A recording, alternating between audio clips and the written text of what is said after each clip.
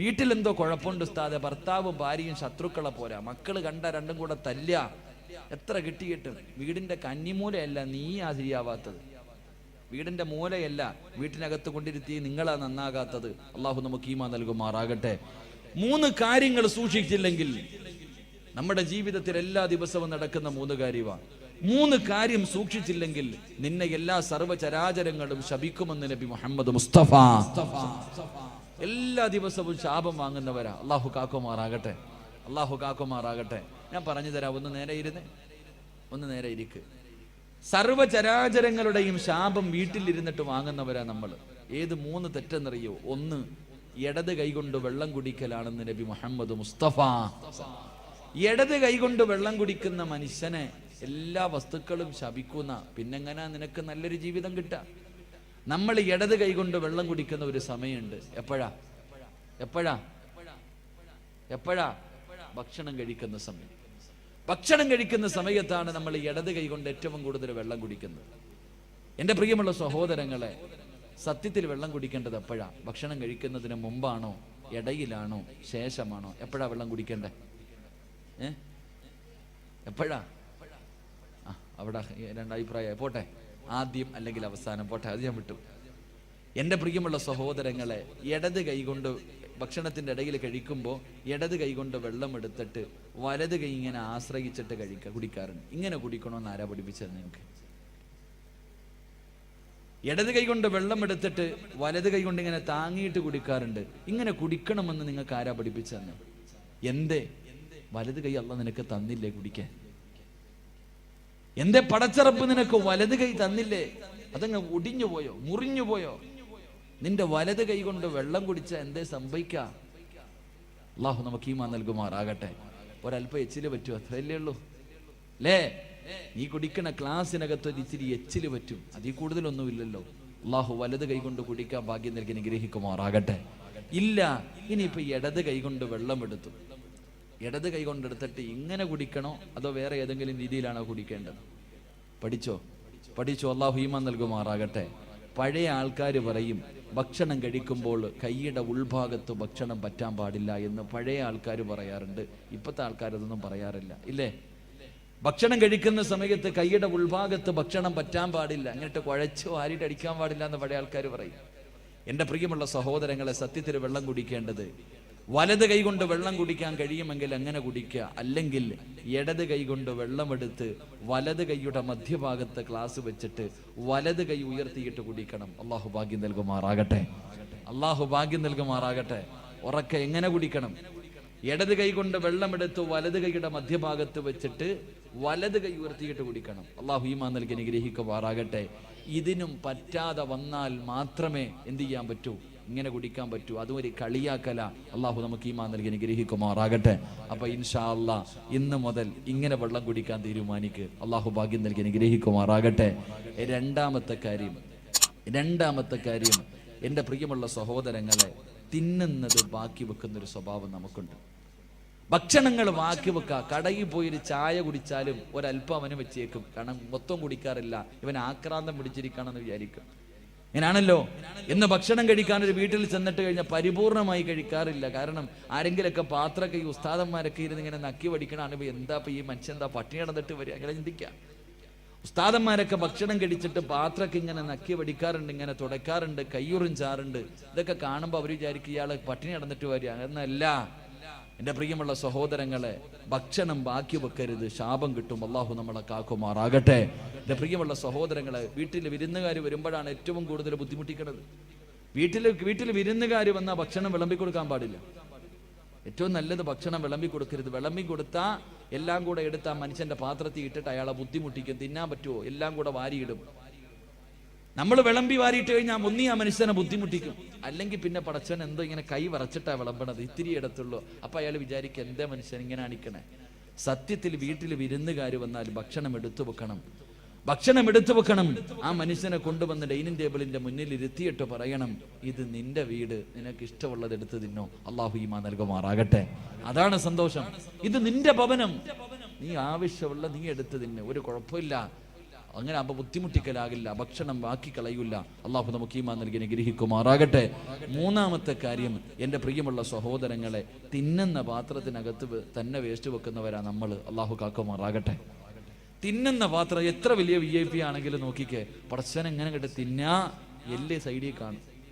പാത്രത്തിൻ്റെ ഒരു സൈഡിൽ എല്ല്, ഇപ്പുറത്തെ സൈഡിൽ മീന്, ഇപ്പുറത്തെ കരിയാപ്പല, ഇത്രയും മുളക് എല്ലാം ചുറ്റുഭാഗത്ത്. എൻ്റെ പ്രിയമുള്ള സഹോദരങ്ങളെ, ഞാനിത് ആരോടാ പറയേണ്ടത്? നടന്ന് തിന്നുന്ന ആൾക്കാരോടാ, നിന്ന് തിന്നുന്ന ആൾക്കാരോട് ഇത് പറയും. ഇന്ന് കല്യാണത്തിനൊക്കെ പോയി കഴിഞ്ഞാൽ അവനവൻ്റെ ഇഷ്ടത്തിന് വിളമ്പിക്കോണം, നിന്ന് തിന്നോണം. തിന്നോ, കുഴപ്പമൊന്നുമില്ല. നിന്ന് തിന്നണമെങ്കിൽ തിന്നാം, നിന്ന് കുടിക്കണമെങ്കിൽ കുടിക്കാം. മരുന്നുകളില്ലാത്ത രോഗം അല്ലാഹു തരുമെന്ന് അഷ്റഫുൽ ഖൽഖി നബി മുഹമ്മദ് മുസ്തഫ. മരുന്നുണ്ടാകില്ല പെങ്ങളെ, മരുന്നുണ്ടാകില്ല. രാവിലെ നിന്റെ വീട്ടിൽ ഓട്ട മത്സരവാ, ഉമ്മായി മോനും കൂടെ. രാവിലെ 8 മണിയായി മക്കളെ സ്കൂളിൽ വിടാ, നിന്നല്ല തിന്നുന്നത്, ഓടിയിട്ട് അതിനെ. അള്ളാഹു പടച്ചവനെ ഓടിക്കോ, അവസാനം ഹോസ്പിറ്റലിന്റെ ചുറ്റും കിടന്ന് ഓടേണ്ട ഒരു ഗതി നിനക്ക് അള്ളാഹു തരുമെന്ന് നബി മുഹമ്മദ് മുസ്തഫ സല്ലല്ലാഹു അല്ലേ. രാവിലെ വീട്ടിൽ നോക്കണം, ഓടിച്ചിട്ടാ. എന്തേ നിന്റെ മക്കളെ പിടിച്ച് ഇരുത്തിയിട്ട് കൊടുക്കാറില്ല? നിന്റെ മക്കളെ പിടിച്ചിരുത്താൻ നിനക്കല്പം നേരത്തെ എഴുന്നേറ്റാൽ എന്ത് സംഭവിക്കാം? എൻ്റെ പ്രിയപ്പെട്ടവർ, അവസാനം മക്കൾ കിടന്ന് കരയുന്നത് കാണേണ്ടി വരും. അല്ലാഹു കാക്കുമാറാകട്ടെ. എൻ്റെ പ്രിയമുള്ള സഹോദരങ്ങൾ, അതുകൊണ്ട് തിന്നുന്ന പാത്രത്തിൽ വേസ്റ്റ് വെക്കരുത്, അത് താഴെ വെക്കണം. ഡൈനിങ് ടേബിളിൻ്റെ മുകളിൽ വെക്ക്, അല്ലെങ്കിൽ വേസ്റ്റ് വെക്കുന്ന പാത്രത്തിനകത്ത് തിന്നുന്ന പാത്രത്തിൽ വെക്കരുത്. അതൊരു ജീവിയുടെ സ്വഭാവമാണ്. വേസ്റ്റിൻ്റെ നടുക്ക് നിന്ന് തിന്നുന്നത് കണ്ടിട്ടുണ്ട് നമ്മളൊക്കെ, ഞാനിത് പറയുന്നില്ല. അല്ലാഹു കാക്കുമാറാകട്ടെ. എൻ്റെ പ്രിയമുള്ളവരെ, മറ്റ് ചിലർ കയ്യിൽ വെച്ചിട്ടേ തിന്നത്തുള്ളൂ. ചിലർക്ക് ഭക്ഷണം ഡൈനിങ് ടേബിൾ ഒന്നും പോരാ, കൈയുടെ മുകളിൽ വെച്ചിട്ട്, ഇല്ലെങ്കിൽ മടി വെച്ചിട്ട്, അങ്ങനെയും തിന്നാൻ പാടില്ല. ശരീരത്തിൽ വെച്ചിട്ട് ഭക്ഷണം കഴിക്കുന്നവന് ദാരിദ്ര്യമുണ്ടാകും. അള്ളാഹു നമ്മളെ കാക്കുമാറാകട്ടെ. അപ്പൊ ഇന്ന് മുതൽ ഇൻഷാ അല്ലാഹ് ഈ പറഞ്ഞ 3 കാര്യങ്ങൾ സൂക്ഷിക്ക്, നിന്റെ വീട്ടിൽ സന്തോഷവും സമാധാനവും ഉണ്ടാകും. അള്ളാഹു നമുക്ക് ഈമാൻ നൽകി അനുഗ്രഹിക്കുമാറാകട്ടെ. അപ്പൊ ഇൻഷാ അല്ലാഹ് സൂക്ഷിച്ചൂടെ? ഇന്ന് മുതൽ വലത് കൈ കൊണ്ട് വെള്ളം കുടിക്കൂ, അല്ലെങ്കിൽ വലത് കൈയുടെ മുകളിൽ വെച്ചിട്ടേ കുടിക്കൂ. 2 എനിക്ക് ആവശ്യമുള്ളതേ കഴിക്കത്തുള്ളൂ, ഞാൻ വേസ്റ്റാക്കി കളയില്ല. 3 ഉസ്താദ്, തിന്നുന്ന പാത്രത്തിനകത്ത് വേസ്റ്റ് വെക്കൂല, നിന്നും നടന്നും തിന്നൂല. അള്ളാഹു നമുക്ക് ഈമാൻ നൽകി അനുഗ്രഹിക്കുമാറാകട്ടെ. അള്ളാഹുവിന്റെ പ്രവാചകൻ സല്ലല്ലാഹു അലൈഹി വസല്ലമ തങ്ങൾ പറയുകയാണ്, അള്ളാഹുവിന്റെ പ്രവാചകന്റെ ഒരു സുന്നത്ത് ഇന്ന് മുതൽ മുറുകെ പിടിക്കാമെന്ന് തീരുമാനമെടുത്ത് ഈ സദസ്സിലിരുന്നു കൊണ്ട് കൈ ഉയർത്തിയവരുണ്ടല്ലോ, അള്ളാഹു ഇന്ന് തരുന്ന പ്രതിഫലം പറയാ, പടച്ചറബി ദുനിയാവിൽ തരുന്ന പ്രതിഫലം പറയാ. മൻ ഹാഫള അലാ സുന്നതി അക്റമഹുല്ലാഹു ബിഅർബഅതി ഹിസാൽ. ഒരു ബിസ്മില്ല പറയാ തീരുമാനമെടുത്തവർക്കുള്ള പ്രതിഫലമാ. ഒരു ബിസ്മില്ല പറയാ തീരുമാനമെടുത്തവർക്കുള്ള പ്രതിഫലമാ.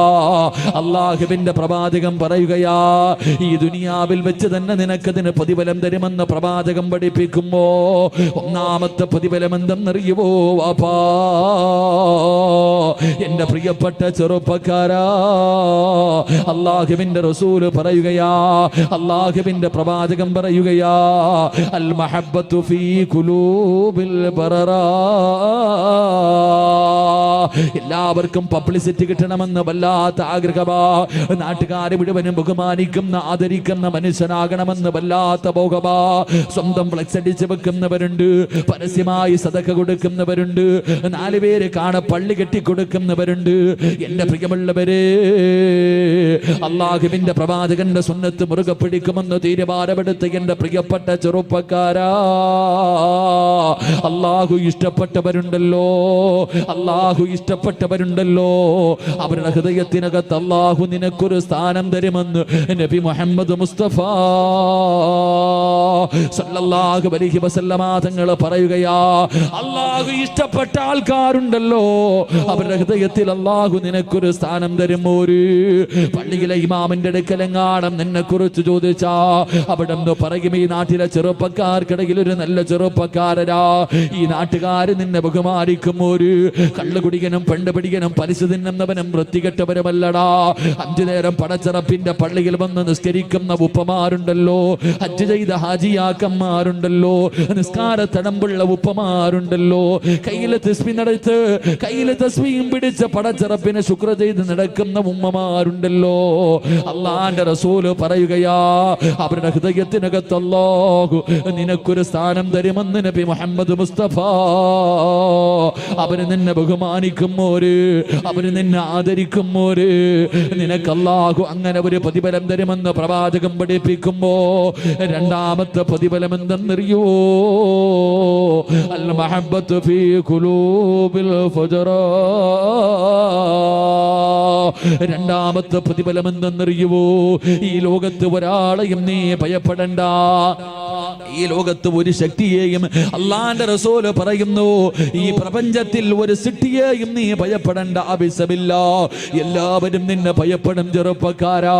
അള്ളാഹുവിന്റെ പ്രവാചകന്റെ സുന്നത്ത് പുറകെ പിടിച്ച എല്ലാവരും നിന്നെ ഭയക്കുമ്പോര് നിന്റെ ശത്രു നിന്നെക്കാലം കഴിവുള്ളവനാകട്ടെ, പവറുള്ളവനാകട്ടെ, പടവുള്ളവനാകട്ടെ, രാഷ്ട്രീയ ഫലമുള്ളവനാകട്ടെ, ആരോഗ്യമുള്ളവനാകട്ടെ, എത്ര വലിയ കൊലകൊമ്പനാണെങ്കിലും അള്ളാഹു അവന്റെ ഹൃദയത്തിനകത്ത് പേടി കൊടുക്കുമെന്ന് പ്രവാചകം പഠിപ്പിക്കുമ്പോ അള്ളാഹുവിന്റെ പ്രവാചകന്റെ പ്രിയപ്പെട്ട സ്വഹാബിയാണ് മഹാനായ ഇബ്നു ആമിർ റളിയല്ലാഹു തആല അൻഹു.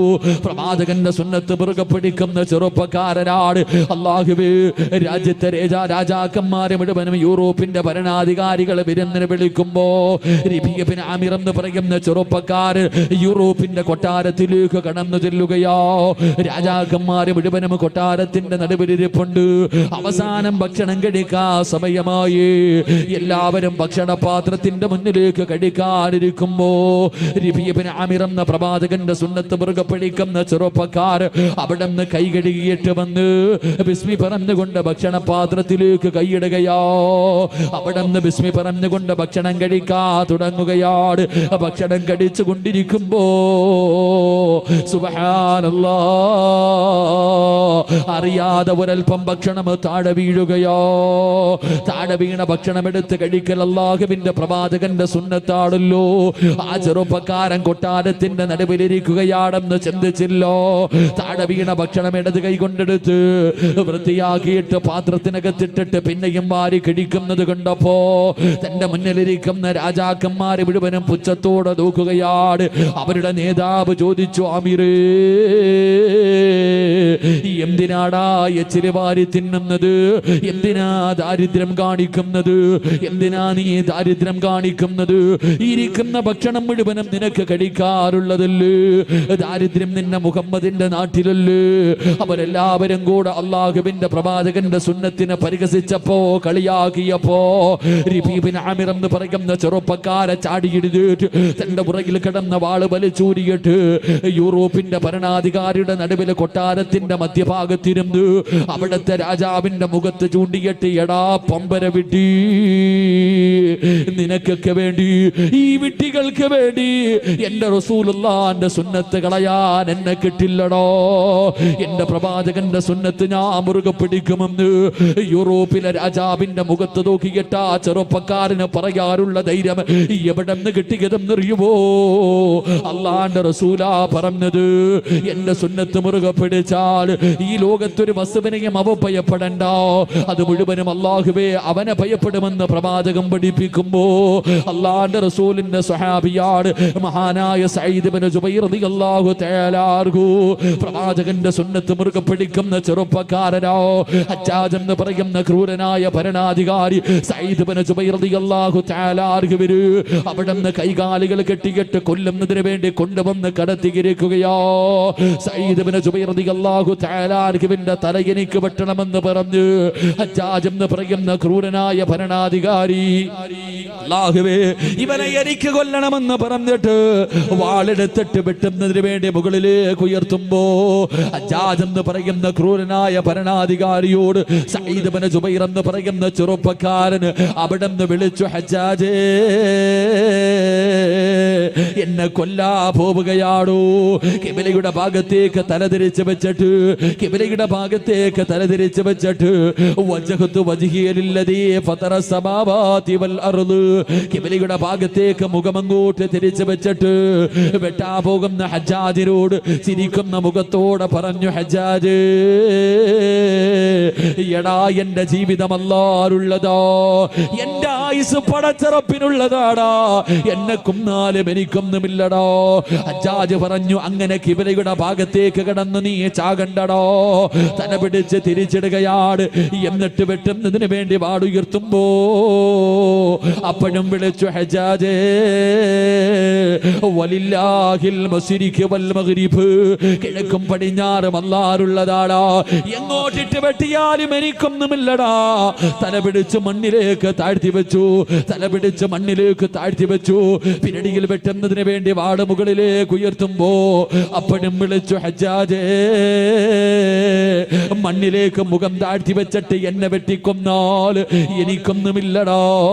മിൻഹാ ഖലഖനാകും വഫീഹാ നുഈദുകും വമിൻഹാ നുഖ്രിജുകും താറത്തൻ ഉഖ്റാ. പടച്ചറപ്പെന്നെ മണ്ണിൽ നിന്നാടാ സൃഷ്ടിച്ചത്, ആ മണ്ണിലേക്ക് തന്നെയാണ് മടക്കുന്നത്. അവിടെ നിന്ന് വിളിച്ചു പറയുമ്പോ ഹജ്ജാജിന് വല്ലാത്ത ദേഷ്യം വന്നു. അവസാനം പിടിച്ച് മലർത്തി കിടത്തിയിട്ട് അതാ തന്റെ കഴുത്തിന് വെട്ടുന്നതിന് വേണ്ടി വാട് മുകളിലേക്ക് ഉയർത്തുമ്പോ അപ്പോഴും ചിരിച്ചുകൊണ്ട് വിളിച്ചു, ഹജ്ജാജേ, ഫഅൈനമാ തുവല്ലൂ ഫസമ്മ വജ്ഹുല്ലാഹ്. എങ്ങനെ ഇട്ട് വെട്ടിക്കൊന്നാലും എനിക്കൊന്നുമില്ലടോ. ഇത് പറയാറുള്ള, തന്നെ വെട്ടാ പോകുന്നവന്റെ മുഖത്ത് നോക്കി കെട്ടിച്ചിരിക്കുന്ന മുഖത്തോട് പേടിയില്ലാതെ പറയാറുള്ള ധൈര്യം എവിടെ നിന്ന് കിട്ടിയതെന്നറിയുവോ? അള്ളാന്റെ റസൂലാ പറഞ്ഞത്, അള്ളാന്റെ റസൂലാ പറഞ്ഞത്, എന്റെ സുന്നത്ത് മുറുകെ പിടിച്ചാൽ സർവചരാചരങ്ങളും അവനെ ഭയപ്പെടുമെന്ന് നബി മുഹമ്മദ് മുസ്തഫ സല്ലല്ലാഹു അലൈഹി വസല്ലമ തങ്ങൾ പറയുമ്പോ കയ്യുയർത്തിയവര്, കയ്യുയർത്തിയ ഉപ്പ, കയ്യുയർത്തിയ പെങ്ങള്, പടച്ചറപ്പ് നിനക്ക് തരുന്ന മൂന്നാമത്തെ പ്രതിഫലം എന്തെന്നറിയോ? ഒരുത്തന്റെ മുന്നിലും നിനക്ക് കൈനീട്ടേണ്ട ഗതി അല്ലാഹു തരില്ല. വെള്ളിയാഴ്ച പള്ളിയുടെ മുന്നിൽ പോയി പടച്ചവരെ യാചിക്കുന്ന ഒരവസ്ഥയുണ്ടല്ലോ, പിരിവെടുക്കുന്ന ഒരവസ്ഥയുണ്ടല്ലോ. ഒരു നേരത്തെ ഭക്ഷണത്തിന് വേണ്ടി, മരുന്ന് വാങ്ങാൻ വേണ്ടി, മക്കൾക്ക് ചികിത്സ നടത്താൻ വേണ്ടി, പെമ്മക്കളെ കെട്ടിച്ചു കൊടുക്കാൻ വേണ്ടി പിരിവെടുക്കുന്ന ഒരവസ്ഥയുണ്ടല്ലോ. അല്ലാഹു നിനക്ക് തരില്ലെന്ന് നബി മുഹമ്മദ് മുസ്തഫ. ഈ ഉയർത്തിയ കൈ നിനക്ക് പൊക്കേണ്ട ഗതി വരൂല. ഒരു മനുഷ്യന്റെ മുന്നിലും നീട്ടി യാചിക്കേണ്ട അവസ്ഥ തരൂല. അല്ലാഹു നിന്റെ റിസ്കില് അല്ലാഹു ബർക്കത്ത് ചെയ്യുമെന്ന് പ്രവാചകം പഠിപ്പിക്കുമ്പോ നാലാമത്തെ പ്രതിഫലം എന്തേ? അല്ലാഹുവിന്റെ പ്രവാചകന്റെ സുന്നത്ത് ഇന്നത്തെ രാത്രി മുതൽ മരിക്കുന്ന കാലത്തോളം മുറുകെ പിടിക്കുമെന്ന് തീരുമാനമെടുത്ത ഉപ്പാ, നിന്റെ ആഗ്രഹമെന്ത്? നിന്റെ അഭിലാഷമെന്ത്? മരിക്കുന്ന സമയം ലാ ഇലാഹ ഇല്ലല്ലാഹ് പറഞ്ഞു മരിക്കാൻ നിനക്ക് വല്ലാത്ത മോഹമല്ലേ? മരിക്കുന്ന സമയത്ത് ഈമാനോടുകൂടി മരിക്കണമെന്ന് നിനക്ക് വല്ലാത്ത മോഹമല്ലേ? അള്ളാഹുവിന്റെ പ്രവാചകന്റെ സുന്നത്ത് മുറുകെ പിടിച്ചാ അള്ളാഹു തരുന്ന നാലാമത്തെ പ്രതിഫലം നിന്റെ ഈമാൻ അള്ളാഹു ഉറപ്പിക്കുമെന്ന് നബി മുഹമ്മദ് മുസ്തഫ സല്ലല്ലാഹു അലൈഹി വസല്ലമ തങ്ങൾ പറയുകയോ, ഈമാൻ ഉറയ്ക്കും ചെറുപ്പക്കാരാ, ഈമാൻ ഉറയ്ക്കും പൊന്നുമോര്, അള്ളാഹു നിന്റെ ഈമാൻ ഉറപ്പിച്ചു തരും ചെറുപ്പക്കാരോ. എന്റെ പ്രിയപ്പെട്ട പെങ്ങള്, നിന്റെ പൊന്നാര മകൾക്ക് നീ പ്രവാചകന്റെ സുന്നത്ത് മറഞ്ഞു കൊടുക്ക്. പ്രവാചകന്റെ സുന്നത്ത് നിന്റെ മക്കൾക്ക് പഠിപ്പിച്ചു കൊടുക്ക്. പടച്ചവര് ഇന്ന് മുസ്ലിം പെൺകുട്ടികൾ കണ്ടവന്മാരുടെ കൂടെ ഓടുന്ന കാലവോ. പടച്ച റബ്ബിന്റെ ദീനിനെ നാണം കെടുത്തിയിട്ട് ഈ സമുദായത്തിന് പേരുദോഷം കൊടുത്തിട്ട് കണ്ടവന്റെ കൂടെ ഓടുന്ന മുസ്ലിം പെണ്ണുങ്ങളുടെ കാലവാ. കോടതികളുടെ മുന്നിൽ കിടന്ന് യാചിക്കുന്ന ഉപ്പമാരെ കണ്ടിട്ടില്ലേ? ഉമ്മമാരെ കണ്ടിട്ടില്ലേ? എന്റെ പ്രിയപ്പെട്ട ചെറുപ്പക്കാരാ, എന്റെ പ്രിയപ്പെട്ട പെങ്ങളെ, നിന്റെ പൊന്നുമോളുടെ ഈമാൻ ഉറയ്ക്കടോ, നിന്റെ പൊന്നുമോളുടെ ഈമാൻ ഉറയ്ക്കടോ. ഈമാൻ എന്ന് പറഞ്ഞാൽ എങ്ങനെയെന്നറിയുമോ? അത് കണ്ടവന്റെ സൗന്ദര്യത്തിന്റെ മുന്നിൽ തോറ്റുപോകുന്ന ഈമാനല്ല. ഒരുത്തന്റെ പണത്തിന്റെ മുന്നില്, ഒരുത്തന്റെ പ്രലോഭനങ്ങൾക്ക് മുന്നില് തകർന്നു പോകാത്ത ഈമാനാണ് പെങ്ങള്. ഏത് നിമിഷവും കടലൊന്ന് കേറി വന്നോ പൊന്നുമോളെ പിന്നെ നീ ഇല്ലല്ലോ. ഈ കടപ്പുറത്ത് കടന്നിട്ട് പോലെ പടച്ചറപ്പിനെ കുറിച്ച് പേടിയില്ലാത്ത പെണ്ണ് മോളെ, ഒരു രാത്രിയെങ്കിലും നിനക്കൊന്ന് സമാധാനത്തോടെ ഉറങ്ങാൻ കഴിയുവോ? പടച്ചവരെ, പണ്ടൊക്കെ തിര മുമ്പോട്ട് കയറി വന്നാ പേടിച്ചാമാരായിരുന്നല്ലോ. പണ്ട് തിര മുന്നിൽ കടൽ ഇങ്ങോട്ട് കയറി വന്നാൽ മാത്രമേ ഭയപ്പാടുണ്ടായിരുന്നുള്ളൂ. ഇന്നിറങ്ങിയാലും പേടിയാ, ഇന്നിറങ്ങിയാലും പേടിയാ. പടച്ചവരെ, കടലിൽ മീൻ പിടിക്കാൻ പോയ നൂറുകണക്കിന് പേരുടെ മയ്യത്ത് ഇതുവരെ കിട്ടിയിട്ട് പോലുമില്ല. അങ്ങനെ പടച്ചറപ്പിന്റെ അദാബ് ഇങ്ങനെ ഇറങ്ങിക്കൊണ്ടിരിക്കുമ്പോ പടച്ചറപ്പിന്റെ ദീനിനെ ചവിട്ടി തേച്ചിട്ട് കണ്ടവന്റെ കൂടെ ഒളിച്ചോടുന്ന പെണ്ണ്. പോയതൊക്കെ പോകട്ടെ ചെറുപ്പക്കാരാ, പോയതൊക്കെ പോകട്ടെ ഉമ്മോ. എന്റെ പ്രിയപ്പെട്ട പെമ്മക്കളോട് പറയുകയാ, എന്റെ പ്രിയപ്പെട്ട പെമ്മക്കളോട് പറയുകയാ, മോളെ, ഈമാനെന്ന് പറഞ്ഞാൽ എങ്ങനെയെന്നറിയുവോ? മുസ്ലിം പെണ്ണെന്ന് പറഞ്ഞാൽ എങ്ങനത്തെവളെന്നറിയുവോ? മഹാനായ അസ്റഫുൽ ഖൽഖ് നബി മുഹമ്മദ് മുസ്തഫ സല്ലല്ലാഹു അലൈഹി വസല്ലമ തങ്ങള് ഉസ്മാൻ ഇബ്നു അഫ്ഫാൻ റളിയല്ലാഹു തആല അൻഹു രണ്ടുപേരും കൂടെ മരുഭൂമിയിലൂടെ നടന്നു പോകുമ്പോ ഒരു പെണ്ണിനെയും തന്റെ ഭർത്താവിനെയും ശരീരത്തിലെ വസ്ത്രങ്ങൾ മുഴുവനും അടിച്ചു മാറ്റിയിട്ട് പട്ടിയെ തല്ലുന്നത് പോലെ ഖുറൈശികളിട്ട് തല്ലിച്ചതയ്ക്കുകയോ. തന്റെ പൊന്നാര മകൻ മുമ്പിൽ നിൽപ്പുണ്ട്. ശരീരത്തിലെ വസ്ത്രങ്ങൾ മുഴുവൻ അടിച്ചു മാറ്റി പടുത്തു കിടക്കുന്ന മലരാരുണ്യത്തിലിട്ട് തല്ലിച്ചതയ്ക്കുകയാണ്. ചെയ്ത തെറ്റെന്തെന്നറിയുവോ? അവർ അല്ലാഹുവിന്റെ ദീനിലേക്ക് കടന്നു വന്നത് കൊണ്ടോ. സുമയ്യ ബീബി റളിയല്ലാഹു തആല അൻഹ തന്റെ പ്രിയപ്പെട്ട ഭർത്താവ് അമ്മാർ യാസിർ പടച്ചവരെ ഈ കുടുംബത്തെ മുഴുവനും തല്ലിച്ചതയ്ക്കുകയാണ്. എന്ത് ചെയ്തിട്ടും അവർ ഇസ്ലാമിൽ നിന്ന് മടങ്ങി വരാതെ വന്നപ്പോ എന്തേ ചെയ്തതെന്നറിയുവോ? സുമയ്യ ബീബി റളിയല്ലാഹു തആല അൻഹയുടെ കണ്ണിന് മുന്നിൽ തന്റെ പ്രിയപ്പെട്ട ഭർത്താവിന്റെ കൈകാലുകൾ കെട്ടുകയാണ്. എന്നിട്ട് തലകീഴോ കത്തിക്കൊണ്ടിരിക്കുന്ന ഒരു തീക്കകത്തേക്ക് ഇറക്കി നിർത്തുകയോ. ഒരു പച്ച മനുഷ്യര് ആടിക്കത്തുന്ന തീക്കകത്തിങ്ങനെ അതാ തലകീഴായി കെട്ടി നിർത്തിയിരിക്കുകയാണ്. പടച്ചവരെ, അവിടെ നിന്ന് പച്ച ഇറച്ചി കത്തുകയാ. മുഖത്തുകൂടെ തലയിലെ മുടിയിലൂടെ പടച്ചവരെ തീ ഇങ്ങനെ പതാ ശരീരം മുഴുവനും ഇങ്ങനെ പടരുകയാണ്. മരണപ്രാളത്തിൽ കിടന്ന് കരയുകയോ. സുമയ്യ ബീബി റളിയല്ലാഹു തആല അൻഹ തന്റെ പ്രിയപ്പെട്ട ഭർത്താവ് റബ്ബേ തീക്കകത്ത് കിടന്ന് മരണപ്രാളത്തിൽ കരയുമ്പോ സഹിക്കാൻ കഴിയാതെ ഓടി വന്നിട്ട് തന്റെ പ്രിയപ്പെട്ട ഭർത്താവിനെ തീയിൽ നിന്ന് വെളിയിലേക്ക് തെള്ളിയിടുകയോ. മണ്ണിൽ കിടന്ന് ഉരുളുകയാണ്. ശരീരത്തിലെ തീ മുഴുവനും അണഞ്ഞു. പടച്ച റബ്ബേ, ഈ എല്ലുകൾ വെളിയിൽ കാടുകയോ, ഈ എല്ലുകൾ വെളിയിൽ കാടുകയോ. മരണത്തോട് മല്ലടിച്ചു കൊണ്ടിരിക്കുമ്പോ അള്ളാന്റെ റസൂല് കിടന്ന് വരികയാണ്. ആ സമയത്ത് ഈ ചെറുപ്പക്കാരൻ അവിടെ നിന്ന് ചോദിച്ചു, യാ റസൂലല്ലാ, അള്ളാന്റെ നബിയേ, ജീവിതത്തിന്റെ അവസാനം വരെ ഇങ്ങനെയാണോ നബിയേ? അള്ളാഹുവിന്റെ പ്രവാചകൻ അവിടെ നിന്ന് പറഞ്ഞു, സുമയ്യ, നീയും നിന്റെ കുടുംബവും സ്വർഗത്തിലാ സുബയ്യ. തോറ്റുകൊടുക്കല്ലേ സുബയ്യ. അള്ളാന്റെ ദീനിനെ വലിച്ചെറിയല്ലേ. പ്രവാചകന് സ്വർഗത്തിലാണെന്ന് പറയേണ്ട താമസമുണ്ടല്ലോ. സുമയ്യ ബീബി റളിയല്ലാഹു തആല അൻഹ മരണത്തോട് മല്ലടിച്ചു കൊണ്ടിരിക്കുന്ന പ്രിയപ്പെട്ട ഭർത്താവിനോട് അവിടെ നിന്ന് വിളിച്ച് പറഞ്ഞതെന്തെന്നറിയോ?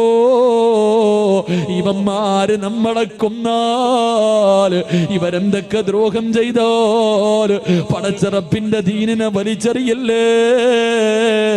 നമ്മളൊക്കെ മുസ്ലിമീകളോ, നമ്മള് സ്വർഗത്തിലോ. അല്ലാഹു വഹദ്, അല്ലാഹു വഹദ്, അല്ലാഹു വഹദ്. മരണത്തോട് മല്ലടിക്കുന്ന പ്രിയപ്പെട്ട ഭർത്താവിനെ വിളിച്ച് പറഞ്ഞു കൊടുക്കുമ്പോ ധൈര്യം ഇങ്ങനെ കൊടുക്കുന്നത് കണ്ടപ്പോ അബൂജഹലിന് സഹിക്കാൻ കഴിഞ്ഞില്ല. ഒരു പഠിപ്പിച്ച കമ്പിയെടുത്തിട്ട് സുമയ്യ ബീവിയുടെ നട്ടെല്ലിന്റെ ഭാഗത്തുകൂടെ അവിടെ നിന്ന് കുത്തിയിറക്കുകയാണ്.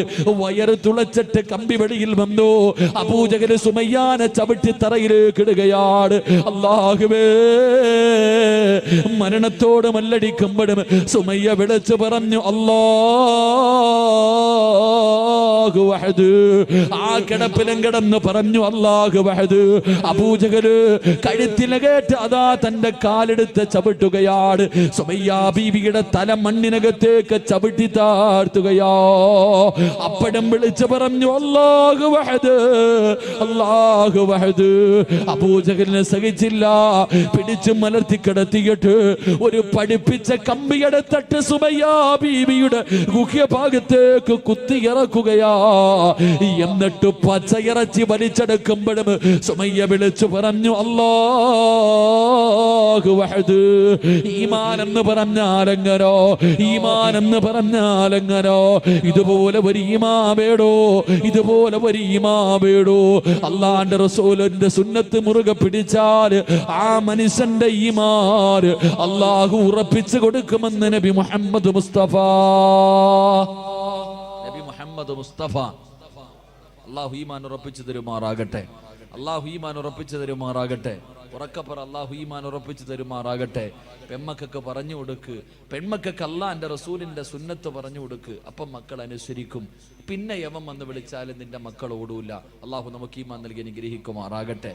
മക്കളെ കുറ്റപ്പെടുത്തിയിട്ട് കാര്യമില്ലല്ലോ, മക്കളെ കുറ്റപ്പെടുത്തിയിട്ട് കാര്യമില്ല. ഞാൻ പെൺകുട്ടികളെ ഒന്നും കുറ്റപ്പെടുത്തൂല. പെൺകുട്ടികളെ ഒളിച്ചോടിപ്പോയി 5 എണ്ണം പോയെങ്കിൽ പോട്ടെ, 5 എണ്ണം അല്ല 50 എണ്ണം പോയാലും നമുക്ക് ഇവിടെ എന്താ, പോകേണ്ടവരൊക്കെ പോകട്ടെ. അല്ലാഹു ഈമാൻ നൽകി അനുഗ്രഹിക്കുമാറാകട്ടെ. അല്ലാഹു ഈമാൻ നൽകി അനുഗ്രഹിക്കുമാറാകട്ടെ. എൻ്റെ പ്രിയമുള്ള സഹോദരങ്ങളെ, മക്കൾ നശിക്കാനുള്ള ഒന്നാമത്തെ കാരണം മാതാപിതാക്കൾ തന്നെ. ഉമ്മയുടെ മടിത്തട്ടാണ് ഏറ്റവും, അല്ലാഹുവിൻ്റെ പ്രവാചകൻ പറഞ്ഞു, ഉമ്മയുടെ മടിത്തട്ടാണ് ആദ്യത്തെ മദ്രസ എന്ന് നബി മുഹമ്മദ് മുസ്തഫ. ഉമ്മ നിന്നെ കണ്ടാ നിന്റെ മോള് പഠിച്ചത്, പിന്നെ പറഞ്ഞിട്ട് കാര്യമില്ലല്ലോ. നിനക്ക് നിന്റെ മക്കളെ സ്നേഹിക്കാനോ സംസാരിക്കാനോ സമയമില്ല അല്ലേ? എൻ്റെ പ്രിയപ്പെട്ട സഹോദരങ്ങളെ, നമ്മളെ കണ്ടാണ് നമ്മുടെ മക്കൾ വളരുന്നത്. നമ്മൾ നിസ്സാരമായി ഒരു നല്ല കുട്ടിയെ കിട്ടണമെങ്കിൽ നല്ലതുപോലെ കഷ്ടപ്പെട്ടാൽ മാത്രമേ സാലിഹായ മക്കളെ കിട്ടൂ. അല്ലാഹു സാലിഹായ മക്കളെ നൽകി അനുഗ്രഹിക്കുമാറാകട്ടെ. വെറുതെ കിട്ടൂല. നമ്മുടെ ഓരോ പ്രവർത്തനവും നമ്മുടെ മക്കൾ, വീട്ടിൽ ചെറിയ കുട്ടികളുണ്ടെങ്കിൽ, പ്രായപൂർത്തിയാകാത്ത കൊച്ചു കുട്ടികൾ വീട്ടിലുണ്ടെങ്കിൽ ഒരുപാട് ശ്രദ്ധിക്കണം. പ്രായപൂർത്തിയാകാത്ത ചെറിയ കുട്ടികൾ നമ്മുടെ വീട്ടിലുണ്ടെങ്കിൽ ഒരുപാട് ശ്രദ്ധിക്കണം. അല്ലാഹു ഈമാൻ നൽകി അനുഗ്രഹിക്കുമാറാകട്ടെ.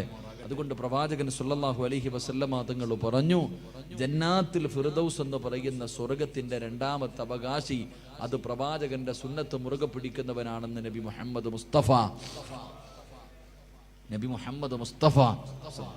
അല്ലാഹു നമുക്ക് ഈമാൻ നൽകി അനുഗ്രഹിക്കുമാറാകട്ടെ. ആൾക്കാർ എഴുന്നേറ്റ് തുടങ്ങി. 11 മണി ആയതുകൊണ്ടായിരിക്കും. ഇൻഷാ അല്ലാഹ് നിങ്ങൾ ഇരിക്കുമെങ്കിൽ ഒരു 15 മിനിറ്റും കൂടെ, ഇല്ലെങ്കിൽ പറയാം. എന്ത് വേണം? ഒരെണ്ണം കൂടെ പറയണമെന്ന് എനിക്ക് ആഗ്രഹമുണ്ട്. വയ്യാതെ വന്നതല്ലേ. നിങ്ങൾ ഇരിക്കുമെങ്കിൽ ഞാൻ പറയാം, ഇല്ലെങ്കിൽ ദുആ ചെയ്യാം. എന്ത് വേണം? എന്ത് വേണം? നിങ്ങൾ പറ. വേണോ? ഒരെണ്ണം കൂടെ പറയാ. ഇരിക്കുവോ? താല്പര്യമുള്ളവർ കൈപൊക്ക്. പോകേണ്ടവരൊക്കെ പോകട്ടെ. ബക്കറ്റ് എടുക്കുന്നതിന് മുമ്പ് ഓടുക. ഓടേണ്ടവരൊക്കെ ഓടട്ടെ. അസ്രായിൽ വരുമ്പോൾ ഓടാൻ പറ്റൂലല്ലോ. പറ്റുമോ? അസ്രായിൽ വരുമ്പോൾ ഓടാൻ പറ്റുമോ? ധൈര്യം ഉണ്ടെങ്കിൽ ഓടി നോക്കണം കേട്ടാ. ഇൻഷാ അല്ലാഹ്. അല്ലാഹു ഈമാൻ നൽകുമാറാകട്ടെ. 3ാമത്തെ കാര്യം, ജന്നാത്തുൽ ഫിർദൗസ് എന്ന് പറയുന്ന, ജന്നാത്തുൽ ഫിർദൗസ് എന്ന് പറയുന്ന സ്വർഗം വേണമെങ്കിൽ 3ാമത്തെ കാര്യം, തൻ്റെ മാതാപിതാക്കളെ സ്നേഹിക്കുന്ന മക്കൾക്ക് ഫിർദൗസ് ഉണ്ടെന്ന് നബി മുഹമ്മദ് മുസ്തഫ. നബി മുഹമ്മദ് മുസ്തഫ. മാതാപിതാക്കളെ സ്നേഹിക്കുന്ന മക്കൾക്ക് അൽഹംദുലില്ലാഹ് ഫിർദൗസ് എന്ന സ്വർഗം അല്ലാഹു നൽകുമാറാകട്ടെ. അല്ലാഹു നൽകുമാറാകട്ടെ. ഉമ്മാനെയും വാപ്പാനെയും സ്നേഹിക്കുന്ന മക്കൾ. പടച്ചോനെ, ഇന്ന് ആർക്കാ ഉമ്മാനെ ഉപ്പാനെ സ്നേഹമുള്ള? ഇന്ന് ഉമ്മായി ഉപ്പായ സ്നേഹമുള്ള എത്ര മക്കളുണ്ട്? മാതാപിതാക്കളെ ബഹുമാനിക്കുന്ന, സ്നേഹിക്കുന്ന. ഇന്ന് രോഗം പിടിച്ച് വീടിനകത്ത് കിടക്കുന്ന ഉമ്മാനോട് പറയും, കിളവി വല്ലതും തിന്നിട്ട് മിണ്ടാതെ ഇവിടെ കിടന്നോണം. ഉമ്മാനോടാ പറയണേ. ഉപ്പാനെ തല്ലുന്ന മക്കൾ, ഉമ്മാനെ തല്ലുന്ന മക്കൾ. ഉമ്മയാരെന്നറിയോ? ഉമ്മയാരെന്നറിയുവോ? ഉമ്മയുടെ കാൽച്ചുവട്ടിലാണ് സ്വർഗം കിടക്കുന്നത് എന്ന് നബി മുഹമ്മദ് മുസ്തഫ. ഉമ്മയുടെ കാൽച്ചുവട്ടിലാ മോനെ സ്വർഗം. പോയി നോക്ക്. എൻ്റെ ഉമ്മയുടെ കാൽച്ചുവട്ടിലാണ് സ്വർഗം കിടക്കുന്നത്. വാപ്പയുടെ സ്ഥാനം എന്തെന്നറിയോ? വാപ്പയ്ക്ക് സ്ഥാനമില്ല എന്നല്ല, വാപ്പ സ്വർഗത്തിന്റെ മധ്യ കവാടമാണെന്ന് നബി മുഹമ്മദ് മുസ്തഫ. വാപ്പയും ഉമ്മയും അവരെ വേദനിപ്പിച്ചാൽ, അവരുടെ മനസ്സ് വേദനിപ്പിച്ചാൽ ഖസറ ദുനിയ വൽ ആഖിറ, നിന്റെ ദുനിയാവും ആഖിറവും നഷ്ടപ്പെട്ടു പോകും. അല്ലാഹു കാക്കുമാറാകട്ടെ, അല്ലാഹു കാക്കുമാറാകട്ടെ. എൻ്റെ പ്രിയമുള്ള സഹോദരങ്ങളെ, നമ്മുടെ മാതാപിതാക്കൾ അവരുടെ മനസ്സ് വേദനിപ്പിക്കരുത്. ഏതൊരു കാരണവശാലും എന്തൊക്കെ വിഷയം സംഭവിച്ചാലും എൻ്റെ പ്രിയപ്പെട്ട പെങ്ങളോട് പറയും, കല്യാണം കഴിഞ്ഞാൽ പെണ്ണുങ്ങൾക്കൊരാഗ്രഹം, ഭർത്താവിൻ്റെ ഉമ്മാന് ഇഷ്ടമല്ല. എന്തെങ്കിലുമൊക്കെ പറഞ്ഞ് വഴക്കുണ്ടാക്കും.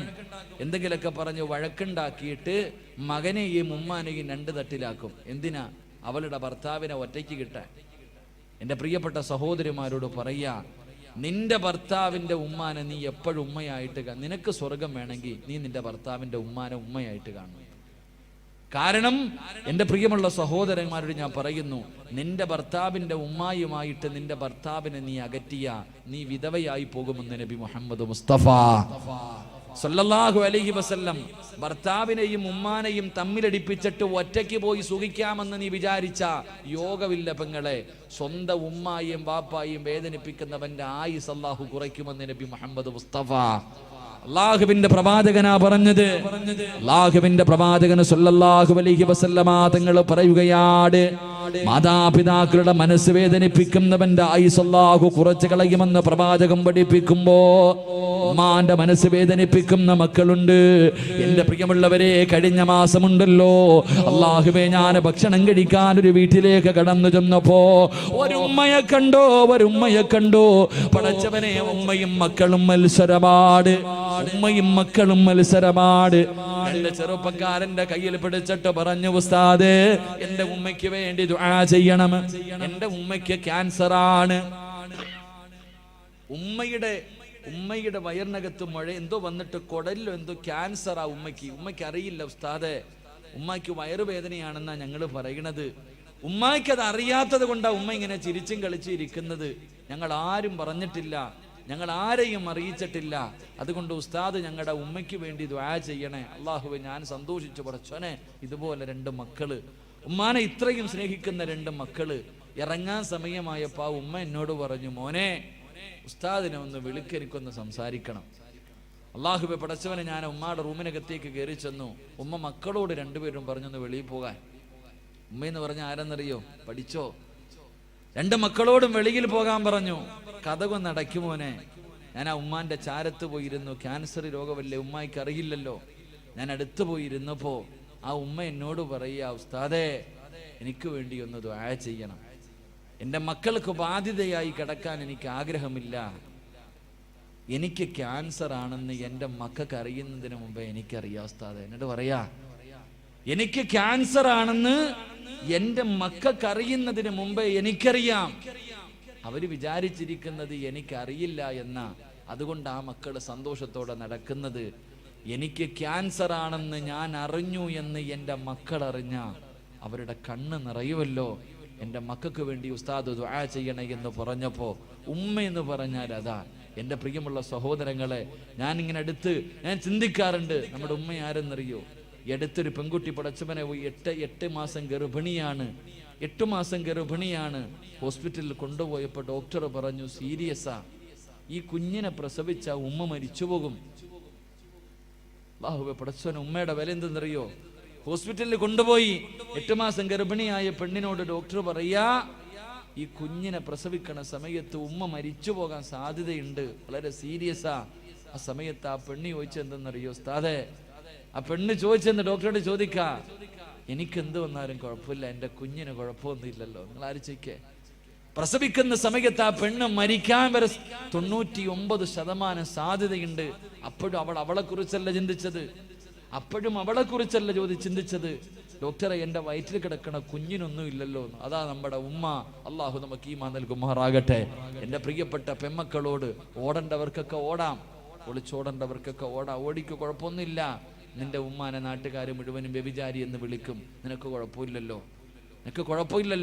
നാട്ടുകാർ മുഴുവനും ഉമ്മാന്റെ സ്വഭാവമല്ലേ മോട് കാണിക്കൂ എന്ന് നാണം കെടുത്തിയാലും നിനക്കൊന്നുമില്ല. പ്രശ്നം 2-3 ഒരാഴ്ച മുമ്പാണെന്ന് തോന്നുന്നു. ഒരാഴ്ച മുമ്പ് പള്ളികളിലൊക്കെ പോയി പിരിവെടുത്തൊരു വാപ്പ. പള്ളിയിൽ എല്ലാ വെള്ളിയാഴ്ച പള്ളിയിൽ പോയി പിരിവെടുക്കും തൻ്റെ മോളെ കെട്ടിക്കാൻ. അല്ലാഹു പടച്ചോനെ 5-6 പവൻ സ്വർണം ആ പാവ ഉപ്പ പിരിച്ചു. ഞായറാഴ്ച കല്യാണം. വെള്ളിയാഴ്ച വൈകിട്ട് പള്ളിയിൽ നിന്ന് പിരിവായിട്ട് വാപ്പ വന്നപ്പോൾ പടച്ചോനെ ആ പെൺകുട്ടി ഒരുത്തൻ്റെ കൂടെ ഒളിച്ചോടിപ്പോയി. അള്ളാഹു ആ വാപ്പ വീണതാ ഇതുവരെ എഴുന്നേറ്റിട്ടില്ല.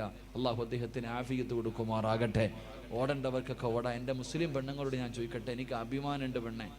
എൻ്റെ ചെറുപ്പക്കാരികളായ പെൺകുട്ടികളോട് പറയടി, എൻ്റെ പെങ്ങളോട് ഞാൻ പറയാ, പൊന്നുമോളെ, ഈ നാട്ടിൽ ഈ കൂട്ടത്തിലൊരു പെണ്ണിരിപ്പുണ്ട്.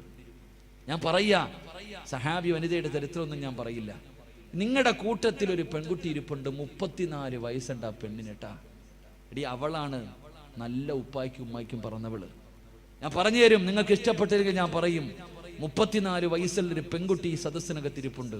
അവളെ പോലെ നമ്മുടെ മക്കളെ അള്ളാഹു ആക്കി തരാൻ വേണ്ടി ദുആ ചെയ്യും. ഞാൻ ദുആ ചെയ്യും.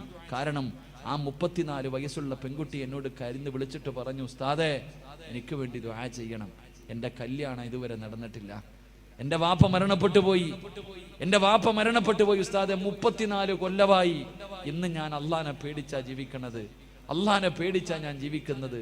പടച്ചോനെ, എനിക്കൊരു നല്ല ജീവിതം കിട്ടാൻ ഒരു സ്വന്തം സഹോദരനെ പോലെ എനിക്ക് വേണ്ടി ദുആ ചെയ്യണേ എന്ന് പറഞ്ഞൊരു പെണ്ണി സദസ്സിലിരിക്കുന്നുണ്ട്. അള്ളാഹുവേ, അവളാ മോളെ പെണ്ണ്. 34 കൊല്ലമായിട്ടും അവൾക്കും വിചാരമുണ്ടായിട്ടും അള്ളാഹുവിനെ പേടിച്ച് കഴിയുന്നവൾ. എന്നെങ്കിലും ഒരിക്കൽ അള്ളാഹു നല്ല ഒരു ജീവിതം തരുമെന്ന പ്രതീക്ഷയോടെ ഈ സദസ്സിൽ ആ പൊന്നുമോളിരിപ്പുണ്ട്. അള്ളാഹുവേ, ആ മകൾക്ക് നീ നല്ലൊരു ജീവിതം കൊടുക്കണേ പടച്ചവനെ. അള്ളാഹുവേ, നീ നല്ലൊരു ജീവിതം കൊടുക്കണേ പടച്ചവനെ. മുസ്ലിം പെണ്ണെന്ന് പറഞ്ഞാൽ അങ്ങനെ അല്ലാതെ തിന്നിട്ട് നിനക്ക് കൊഴുപ്പ് കൂടുമ്പോ, തിന്നിട്ട് എല്ലിനകത്ത് കൊഴുപ്പ് കൂറുമ്പോ, പടച്ചവനെ, പടച്ച റബ്ബിന്റെ ദീനിനെ ചവിട്ടി തേച്ചിട്ട് സ്വന്തം ഉപ്പാനെ ഉമ്മാനെയും സമൂഹത്തിന്റെ മുന്നിൽ നാണം കെടുത്തിയിട്ട് പോയാ നിന്നെ അള്ളാഹു വെറുതെ വിടത്തില്ല. അള്ളാഹു നമുക്ക് ഈമാൻ നൽകി അനുഗ്രഹിക്കുമാറാകട്ടെ. എൻ്റെ പ്രിയമുള്ളവരെ, ചരിത്രം സാക്ഷിയാണ്. ഉസ്താദന്മാര് പറയും, ഇങ്ങനൊക്കെ പോകുന്നവള് പുഴുത്തു ചാകുമെന്ന് പറയുമ്പോ ഇവരാരടാ പറയാൻ അവകാശം? ഇവർക്ക് പറയാൻ എന്ത് അവകാശം? എൻ്റെ പ്രിയപ്പെട്ട പെങ്ങളെ, ചരിത്രം സാക്ഷിയാ. ഉമ്മയുടെ മനസ്സ് വേദനിപ്പിച്ചാൽ എന്റെ പ്രിയമുള്ള സഹോദരിമാരോട്, ലാഹുവേ, ഈ സദസ്സിലിരിക്കുന്ന ഏതെങ്കിലും ഒരു പെൺകുട്ടി, ലാഹുവേ, ഉപ്പയും ഉമ്മയുടെയും മനസ്സ് വേദനിപ്പിക്കുന്ന ഏതെങ്കിലും ഒരു പൊന്നുമോളോ മോനോ ഈ സദസ്സിലുണ്ടെങ്കിൽ ഈ ദുനിയാവിൽ വെച്ച് നിനക്ക് കിട്ടും പെണ്ണ്. ഈ ദുനിയാവിൽ വെച്ച് തന്നെ അള്ളാഹു നിനക്ക് ശിക്ഷ തരും പെണ്ണ്. എന്റെ പ്രിയമുള്ള സഹോദരാ, ഫദൽ എന്ന് പറയുന്ന ഒരു ചെറുപ്പക്കാരന്റെ ചരിത്രം കാണാ. ഫദൽ എന്ന് പറയുന്ന ഒരു ചെറുപ്പക്കാരനുണ്ട്. അല്ലാഹുവേ, പടച്ചവനെ, ഉമ്മ മാത്രമേ ഉള്ളൂ. ഫദൽ എന്ന് പറയുന്ന ചെറുപ്പക്കാരൻ ഒരു ദിവസം കൂട്ടുകാര് മുഴുവനും പറഞ്ഞു, ഫദലേ, ഞങ്ങളെല്ലാവരും മക്കയിൽ പോകുകയാ, ഞങ്ങളെല്ലാവരും കഅബ കാണാൻ പോവുകയാ. ഫദലേ, നീ കൂടെ ഞങ്ങളുടെ കൂടെ വരുന്നു. ഫദൽ എന്ന് പറയുന്ന ചെറുപ്പക്കാരൻ പറഞ്ഞു, ഞാൻ എൻ്റെ ഉമ്മയോട് ചോദിക്കട്ടെ. ഫദൽ എന്ന് പറയുന്ന ചെറുപ്പക്കാരൻ വീട്ടിൽ ചെന്നിട്ട് തന്റെ ഉമ്മയോട് ചോദിച്ചു, ഉമ്മ, അല്ലാഹുവിന്റെ കഅബ കാണണമെന്ന് വല്ലാത്ത ആഗ്രഹമോ. എന്റെ കൂട്ടുകാർ മുഴുവനും കഅബ കാണാൻ പോവുകയാണ്. ഞാനും കൂടെ പോകട്ടെ ഉമ്മ. ഉമ്മ പറഞ്ഞു, മോനെ ഫദിലേ,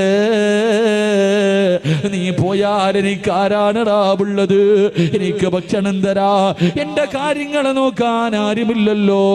എന്റെ പൊന്നുമോര് പോകണ്ട എന്ന് ഫദൽ എന്ന് പറയുന്ന മകനോട് പറയുമ്പോ കൂട്ടുകാരുടെ മുന്നിൽ ചെന്നിട്ട് പറഞ്ഞു, എന്റെ ഉമ്മ എനിക്ക് അനുവാദം തന്നില്ല. കൂട്ടുകാര് മുഴുവനും കളിയാക്കുകയാണ്. അല്ലാഹുവിന്റെ കഅബ കാണാൻ പോലും നിന്റെ ഉമ്മ നിനക്ക് അനുവാദം തരുന്നില്ലല്ലോ. കൂട്ടുകാര് മുഴുവനും കളിയാക്കിയിട്ട് അവിടെ നിന്ന് നടന്നു പോവുകയാണ്. ഫദൽ എന്ന് പറയുന്ന ചെറുപ്പക്കാരൻ തന്റെ വീട്ടിലേക്ക് കടന്നു വന്നു. പിന്നെയും ഉമ്മയോട് ചോദിച്ചു, ഉമ്മ, അല്ലാഹുവിന്റെ കഅബ കാണാൻ പോകട്ടെ? ഉമ്മ പറഞ്ഞു, വേണ്ട മോര്. ഫദൽ എന്ന് പറയുന്ന ചെറുപ്പക്കാരന് വല്ലാത്ത ദേഷ്യം തോന്നി. അവസാനം ഉമ്മയുടെ അനുവാദം ചോദിച്ചില്ല. കഅബയിലേക്കല്ലേ പോകുന്നത്, അല്ലാഹുവിന്റെ ഭവനത്തിലേക്കല്ലേ പോകുന്നത്. ഫദൽ എന്ന് പറയുന്ന ചെറുപ്പക്കാരന് തന്റെ ഉമ്മയുടെ അനുവാദം ചോദിക്കാതെ വീട് വിട്ടിറങ്ങുകയാ. മക്കയിലേക്ക് കഅബ കാണാൻ പോവുകയാ. ഇങ്ങനെ പോകുമ്പോ മനസ്സിനകത്തൊരു സമാധാനമില്ല. കൂട്ടുകാരുടെ കൂടെ എത്താനും കഴിയുന്നില്ല. ഉമ്മയുടെ പൊരുത്തമില്ലാതാണ് ഇറങ്ങി വന്നത്. മനസമാധാനം കിട്ടാതെ വന്നപ്പോ അവിടെ നിന്ന് ചിന്തിച്ചു, അല്ലാ,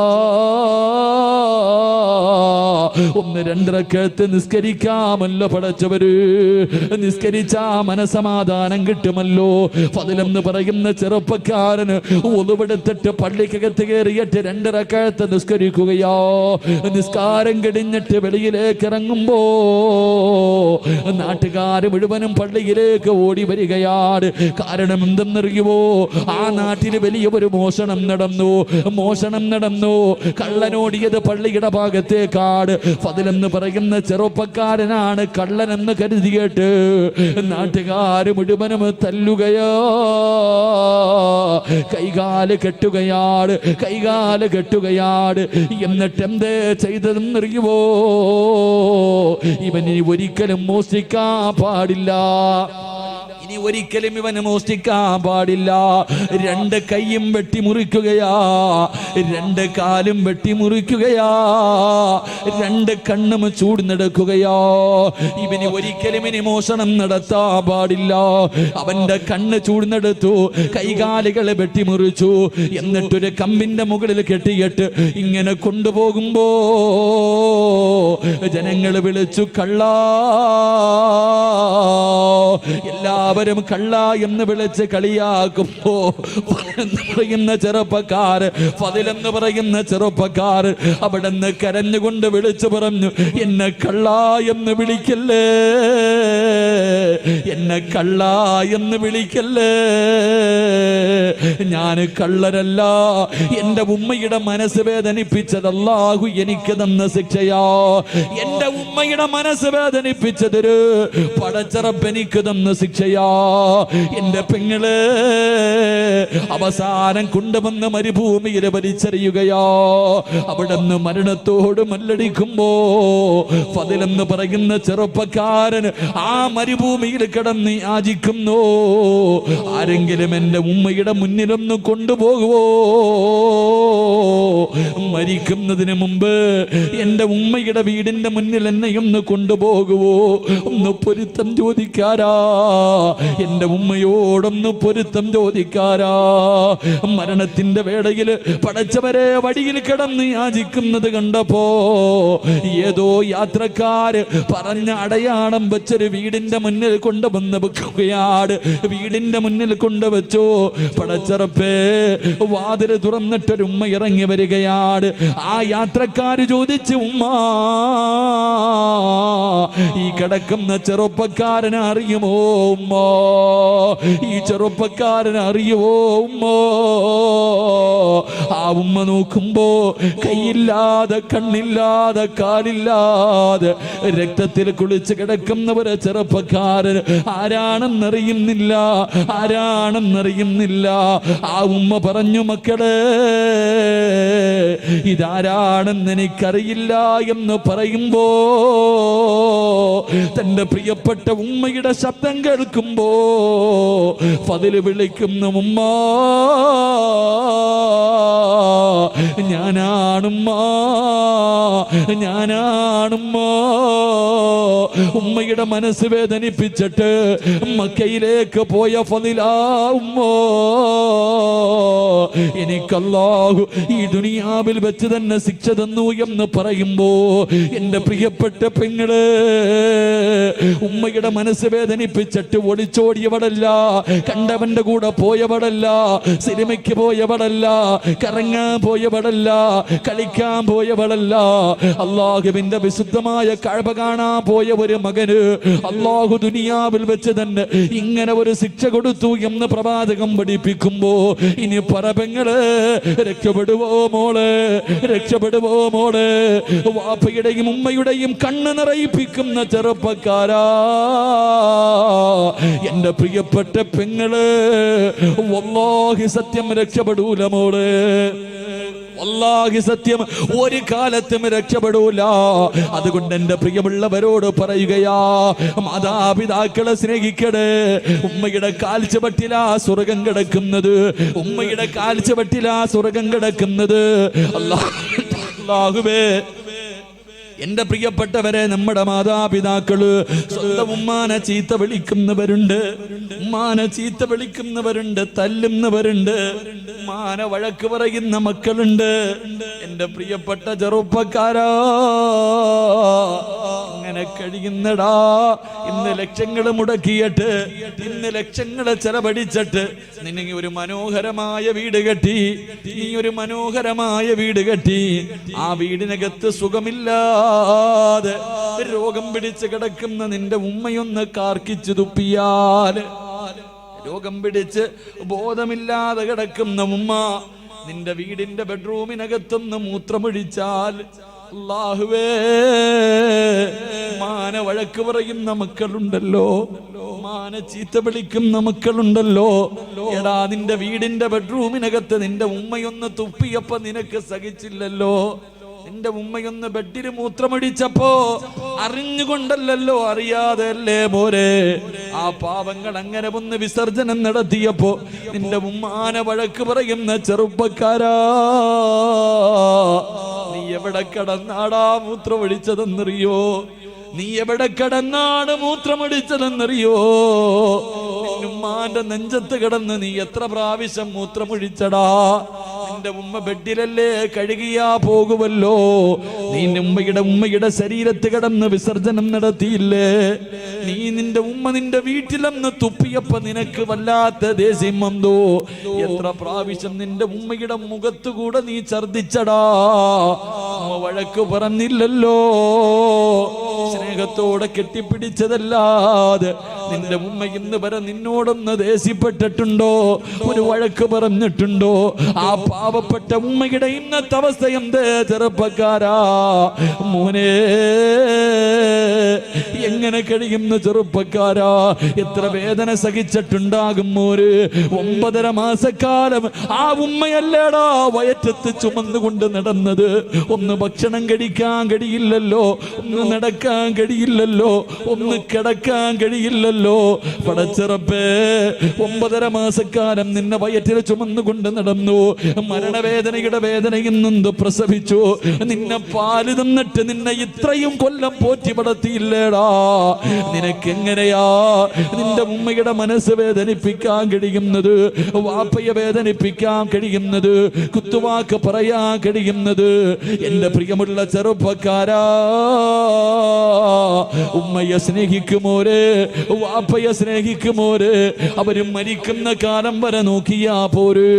അവരുടെ പൊരുത്തമില്ലെങ്കിൽ നിനക്ക് രക്ഷപ്പെടാൻ കഴിയില്ല ചെറുപ്പക്കാരാ. അല്ലാഹുവേ, ഉമ്മക്ക് അല്ലാഹുവേ, പടച്ചവരെ, ഞങ്ങളുടെ ജീവിച്ചിരിക്കുന്ന മാതാപിതാക്കൾക്ക് നീ ആഫിയത്തും ദീർഘായുസ്സും നൽകണേ അല്ലാ. അല്ലാഹുവേ, പടച്ചവരെ, രോഗം പിടിച്ചിട്ട് വേദന സഹിക്കാൻ കഴിയാതെ വീടിനകത്ത് കിടന്ന് കരയുന്നത് കാണേണ്ട അവസ്ഥ തരല്ലേ അല്ലാ. അല്ലാഹുവേ, മരണപ്പെട്ടു പോയി ഞങ്ങളുടെ വാപ്പയുടെയും ഉമ്മയുടെയും ഖബർ നീ സ്വർഗ്ഗ പൂങ്കാവനമാക്കണേ അല്ലാ. അവരുടെ ഖബർ വിശാലമാക്കണേ റബ്ബേ. അല്ലാഹുവേ, സ്വർഗ്ഗത്തിന്റെ കവാടം അവരുടെ ഖബറിനകത്ത് തുറന്നു കൊടുക്കണേ അല്ലാ. അല്ലാഹുവേ, ഞങ്ങളുടെയും കാത്ത് സ്വർഗ്ഗത്തിന്റെ കവാടത്തിന്റെ മുന്നിൽ ഞങ്ങളുടെ മാതാപിതാക്കളെ കാത്തു നിൽക്കണേ അല്ലാ.